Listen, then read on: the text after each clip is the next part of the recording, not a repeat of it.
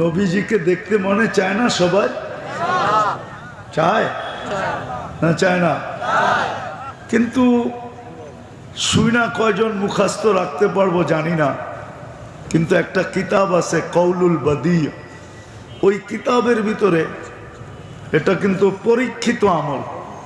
আজ পর্যন্ত আমার থেকে শিখা যতজনে পড়ছে আমি অনেক জনের থেকে খবর পাইছি আলহামদুলিল্লাহ। দাউদকান্দিতে তো এক লোক আছে এই পর্যন্ত বলছে যে হুজুর আমি কতবার দেখছি এটা আপনাকে বলবো না, কিন্তু আমি পড়ায় দিনই দেখি আল্লাহ রসুলকে। দুরূদটা কঠিন না, আল্লাহুম্মা সাল্লি ওয়া সাল্লিম আলান নবিয়্যিল উম্মিয়্যি ওয়া আলা আলিহি ওয়া আসহাবি, বাস এতটুকু। যে পড়বে ডেলি 200 বার, সকালে 100 বিকালে 100, ইনশাআল্লাহ মাস পুরা হতে পারবে না, এর আগেই দেখবে আল্লাহুম্মা সাল্লি ওয়া সাল্লিম আলান নবিয়্যিল উম্মিয়্যি ওয়া আলা আলিহি ওয়া আসহাবি। যদি কেউ লেখা মানুষকে দিতে চান দিতে পারেন, পরীক্ষিত। এটা ঘরে শিখানো উচিত, ছোট ছোট বাচ্চাদেরকে শিখানো উচিত, শৌক পয়দা করা উচিত। আলহামদুলিল্লাহ দুনিয়ায় বহুত ঘর আছে যারা বাচ্চা বয়সেই নবীজিকে দেখা ফেলে। আমি ওই ঘর আপনাদেরকে চিনাইতে পারবো যে বাচ্চা বয়সেই নবীজিকে স্বপ্নে দেখা ফেলছে। এবার বোঝেন বাচ্চা বয়সে যখন দেখছে, বড় হয়ে কতবার দেখবে? জীবনে তো একবার দেখলো ভাগ্য খোলে, আর যে একাধিকবার দেখছে ওর ভাগ্যটা কত লম্বা। আমরা বলি না ওনার হাত অনেক লম্বা, কি চাঁদ পায়রা দিতে পারবে না আকাশে দিয়ে ছুঁতে পারবে? ওই ব্যক্তির ভাগ্য কত বড়, কোন দুনিয়ার ফিতা নাই মেকা দেখাবে যে আল্লাহ রসুলকে একাধিকবার স্বপ্নে দেখছে। আমরাও ইনশাআল্লাহ আশা রাখি, ইনশাআল্লাহ পাক্কা আল্লাহ আমল করার তৌফিক দান করেন। যেটা বুঝাইতেছিলাম যে আল্লাহ যে আমাকে মুসলমানের ঘরে নির্বাচিত করলেন, এত বড় বেনিফিট আমাকে দিলেন, আজকে বুঝে আসবেন মাধবদের মানুষ। আমার সমাজে কিছু মানুষ আছে, মুসলমান আছে, যারা শুধু কাগজে মুসলমান, সবাই না, সমিতিতে না, টকশোতে না, কোনো সমাজেও না, কোথাও সে ইসলামের কথা শুনতেও পারে না, কিন্তু সে কাগজে মুসলমান। কিসে কাগজে মুসলমান বোঝেন? কি দুর্মিয়া, যেইখানে সরকারি ভাবে লিখতে হয় ধর্ম কি, ওইখানে ও চুপে লেখা দিয়ে আসে ইসলাম। এটা হলো কাগজে মুসলমান, কিন্তু ওর মাথার ভিতরে থাকে না যে এটা তো অনলাইন। আমি লিখতে দেরি, সারা দুনিয়া জানতে দেরি করবে না যে আই এম মুসলিম, আমি মুসলমান। কেননা বিজাতিরা তো আমাদের এটাই দেখে। যদি আমাদের রং দেখতো তাহলে তো ইউরোপে যাওয়ার জন্য 30 লাখ টাকা কেন লাগতো? আমাদের যুবকরা যেইভাবে আজকাল সাজে, চুলের কাঠি, শার্ট প্যান্ট, যেইভাবে এদের সাজা গাজা দেখা যায়, এদেরকে দেখেই তো ভিসা দিয়ে দেওয়ার দরকার ছিল যে তোমরা তো আমাদেরকে ফেল করে ফেলছো। আমার একটা বয়ান আছে নেটে, যদিও আমি ব্যথা পাবো কিন্তু বুঝানোর জন্য বলতেছি। আমার বড় ছেলে মারা গেছে, প্রথম ছেলে 2008-এ। তো তার 2 থেকে 3 দিন পরে আমি জার্মানি এমবেসিতে গেছি। আপনি বোঝেন, বড় ছেলে, 6 বছর আমি ওর টানা চিকিৎসা করছি, দেশে বিদেশে। কতটুকু ব্যথিত আমি ছিলাম। তো আমার পরনে ছিল সাদা লুঙ্গি, সাদা পাঞ্জাবি, এরকমই একটা রুমাল আমার কাঁধে, স্টিলের একটা পানের ডাব্বা হলো আমার হাতে। আমি পান খাইতেছি, আমার ইন্টারভিউর সময় হয়ে গেছে, আমি জার্মানি এম্বাসিতে ঢুকতেছি। কিন্তু আমি ঢুকা দেখি যারা ভিতরে বসা, মাশাআল্লাহ, ওরা তো ইউরোপকেও ফেল করে দিছে। আর আমাকে দেখতে দেরি, সবাই হাসি দিয়া চেহারাটা লুকাইতে দেরি করে নেয়। সবাই ভাবছে এতগুলা কুকিলের ভিতরে কাক কোত্থেকে চলে আসলো। আমাকে ডাকছে, আমি সামনে দাঁড়াইছি। তা আমাকে জিজ্ঞেস করে তুমি কি করো? বললাম এতদিন কেন যাও নাই? কেন ওই পর্যন্ত আমার মনে করেন যে 40-50 দেশ ঘোরা শেষ। তা আমার পাসপোর্ট দেখে বলতেছে এতদিন কেন যাও না? প্রয়োজন ছিল না। কি করো? এটা করি। বলছে আমার শরীরের অলংকার গুলা কালো কেন? তা আমি বললাম তুমি পারফিউম ব্যবহার করো, এই জন্য অলংকার কালো হয়ে গেছে। তা আমি দেখতেছি কিন্তু ও কম্পিউটারে ভিসা প্রিন্ট করতেছে। এই তিনটাই জিজ্ঞেস করছে। তো বলছে একটু পরিষ্কার করবো কিভাবে? আমি বললাম চলো আমার কারখানায়। এত দূর তো যাওয়া যাবে না, তুমি ঘরোয়া পদ্ধতি বলো। তা আমি ওকে ঘরোয়া পদ্ধতি বলতেছিলাম যে এইভাবে এইভাবে তুমি করলে 2 মিনিটে ঝকঝকে হয়ে যাবে। তা আমি দেখতেছি ভিসা প্রিন্ট শেষ। আমাকে বলতেছে 6000 এত টাকা দাও, দিলাম। তা আমাকে বললো 2 মিনিট তুমি বসো। 2 মিনিটের পরে আমাকে ডাকছে। তো ডাইকা বলতেছে তোমার ভিসা রেডি, এই নাও পাসপোর্ট। তো মানুষ তো এমনি দেখে, ঠিক না? আমি এমনি দেখতেছি। মানে ওই যে যারা আমাকে দেখে মনে করছিল যে কাকটা কোত্থেকে আসলো কুকিলের ভিতরে, তো আমি ওদের দিকে ভিসাটা করে আমি দেখতেছি। মানে আমি আপসেট।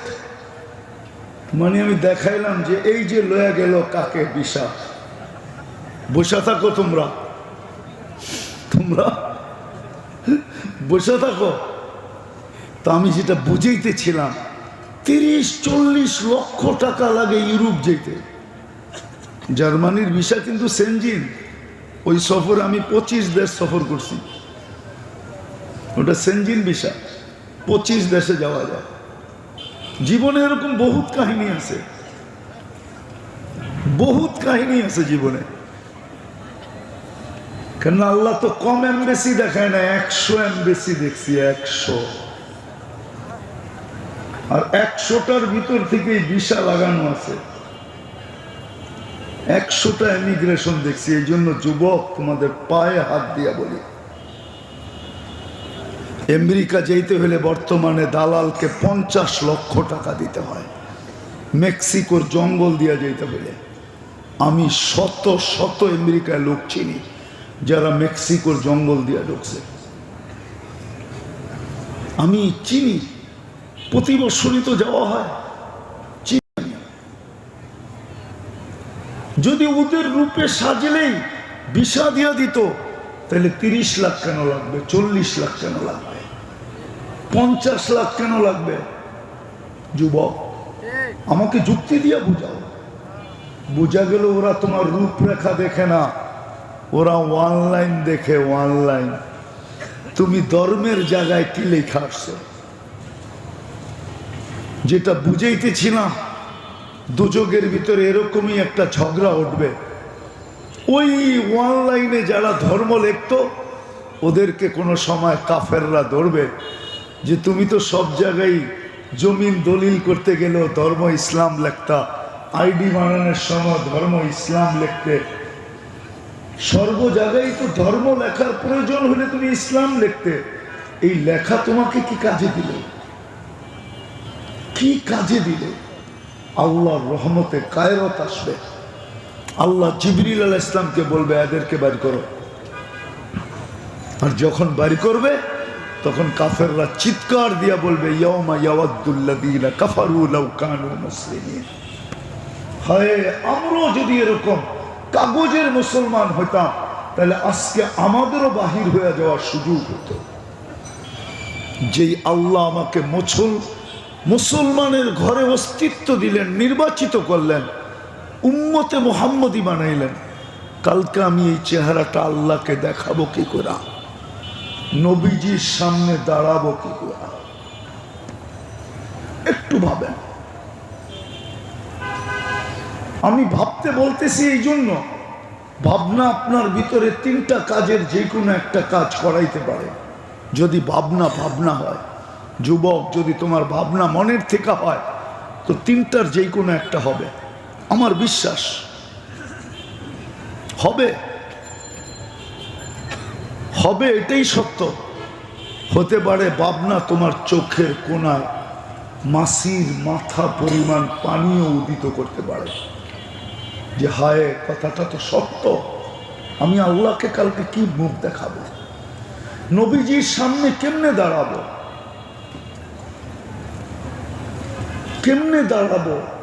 আল্লাহ যখন আমাকে প্রশ্ন করবে আমি কি উত্তর দিব, আমি কি যুক্তি তর্ক দাঁড় করাবো? থাকা এখানে যাবে না, এটাই চির সত্য। বেশি দিন কেউ টিকবে না, 60-70 বৎসর ঊর্ধ্বে। কিন্তু কে কখন মরবো এটাও তো জানি না। হতে পারে এখানে পানি উদিত হবে, রব্বে কাবার কসম, পানি উদিত হতে দেরি, এই চক্ষু না পুরা বডি জাহান্নামের উপরে হারাম হতে দেরি হবে না, দুজক নিপতে দেরি করবে না, জান্নাত অবধারিত হতে দেরি হবে না। এটা হলো প্রথম। দ্বিতীয়, হইতে পারে আরেকটু জোরে যদি ধাক্কা লাগে, যেমন লাগছিল বনি ইসরাইলের এক বদমাশ ছিল, নাম ছিল কিফিল। সে নিজেকেও মানুষ বলতো না, নিজেকে মানুষ বলতো না, সমাজ তো বলতো না, বলতোই না। আল্লাহ তাকে টাকার পাহাড় দিছিলেন, পাহাড়ও তার সম্পদের সামনে ছোট ছিল। সে প্রতি রাত্রে ব্যভিচারের পিছনে 50 থেকে বর্তমান টাকায় 60 লক্ষ টাকা খরচ করত। একদিন এক মেয়েকে ঘোরা নিয়ে আসছে, কামরায় ঢুকায় বলতেছে আমি প্রস্তুতি নিয়ে আসতেছি। যখন সে প্রস্তুতি নিয়ে ফিরছে, দেখে মেয়ে অজোরে কাঁদতেছে, তো বলতেছে ওই মেয়ে কাঁদিস কেন? তোকে তো জোর করে আনি না, টাকার বিনিময়ে নিয়ে আসছি, আর তোকে আমি তালাশ করেও বাহির করি নাই, তুই সদিচ্ছায় আমার হাতে ধরা দিছিস, কাঁদিস কেন? তো বলছে শোন কিফিল, আমি বাজারি মেয়ে না, এটা আমার পেশাও না, যে কোনো বিপদের কারণে আমি তোর হাতে ধরা দিতে বাধ্য হয়েছি, কিন্তু কাঁদি কেন জানস? কালকে এই চেহারাটা আল্লাহকে কি করে দেখাবো, এই জন্য কাঁদি।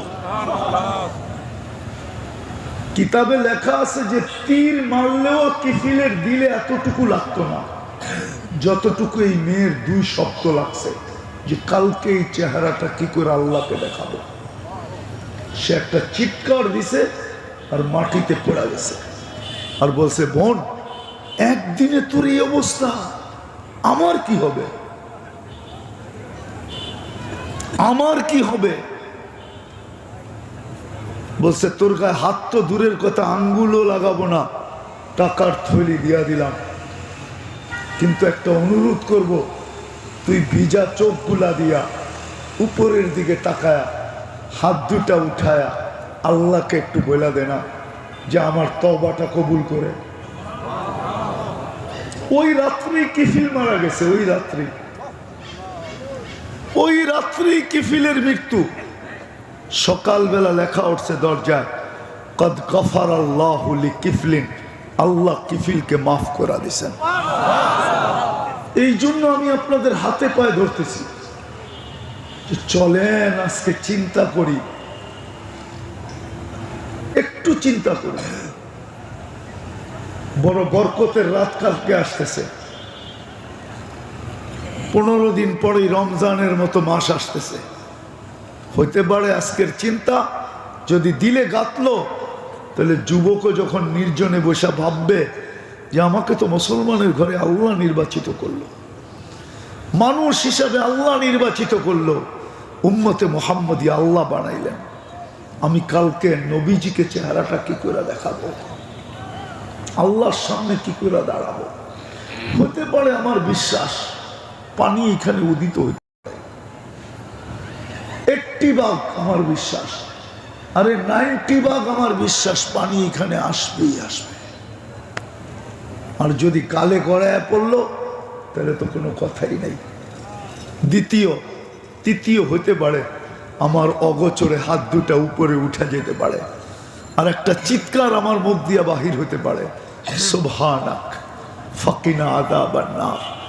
আল্লাহ আপনি পবিত্র, আমাকে দোজখ থেকে বাঁচান না। এই চিৎকার বাহির হতে দেরি, আল্লাহ মাফ করতে দেরি করবেন। সুবহানাল্লাহ। এই জন্য আসেন, কথা লম্বা হয়ে গেছে, জানি না কোন সময় থেকে শুনতে শুরু করছেন।